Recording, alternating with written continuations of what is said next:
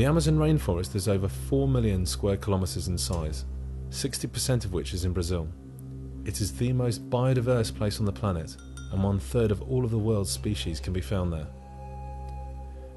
The Amazon rainforest plays a crucial role in the world's climate, helping to regulate temperatures and rainfall, producing 20% of the world's oxygen, and storing over 100 billion tonnes of carbon dioxide.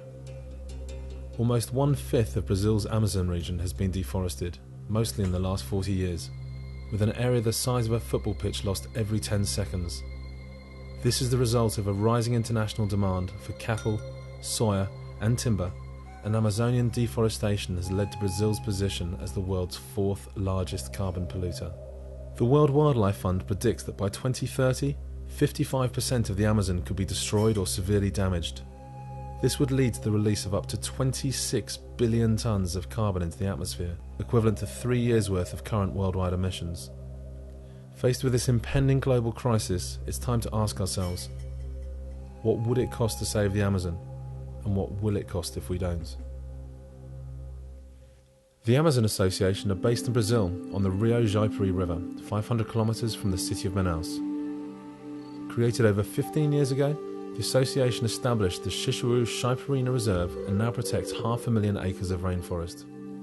The association are unique in marrying conservation efforts to protect the rainforest from loggers and illegal fishing, with the social aims of providing education, medical facilities and a sustainable means of living from the forest to the communities who are based.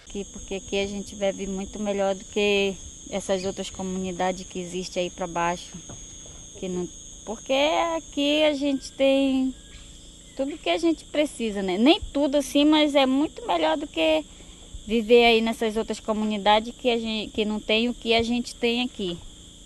The Amazon is home to over 24 million people, most of whom are living in poverty with no legal tenure to the land that they live on.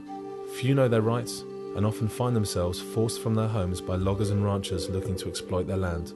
The inhabitants of the 500,000 acres of the Xixuú Xaipurina Reserve are very unusual, benefiting from a comparatively high standard of living, a health post and financial assistance. This has all been made possible through the pooling of their land rights and the creation of the Amazon Association, with their land now protected by the federal government. The success of the association and the Xixuú Xaipurina Reserve is in stark contrast to the lives of people in neighbouring villages just a few kilometres away. These communities, like most in the Amazon, have virtually no state support and face a continuing struggle for survival in the face of poverty, sickness and malnutrition. To survive, they are forced to hunt protected species and trade illegal timber. Many of them leave periodically to look for employment, only to return even more impoverished or ending up in the slums of Manaus. Isso, aqui a gente tem tudo, nunca falta nada, aqui sempre a gente tem tudo, como nas outras comunidades não tem, que a gente chega lá e, como o seu Manuel estava dizendo, tem gente que não tem nem sal para temperar comida, né? Em primeiro lugar, o desemprego, que aqui já tem uma ajuda de custo, que não é salário, mas dá para manter a família. Na outra comunidade não existe, não. Se o cara tem que viver da natureza, pescando, caçando, destruindo a natureza nossa, né? Então...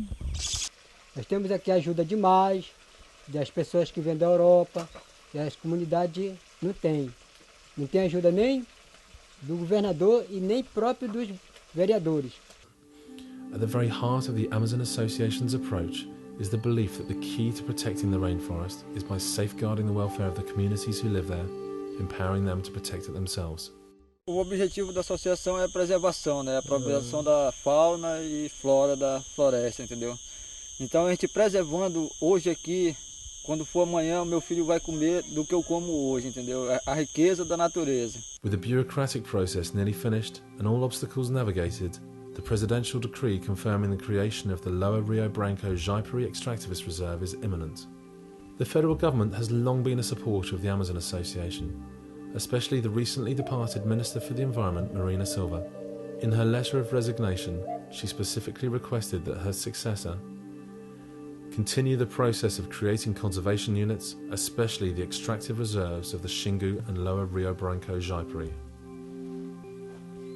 To get to this point has taken a lot of time and resources, but the real challenge lies ahead, as the association are now working towards achieving similar levels of education, health and financial support for the communities who live in the expanded reserve.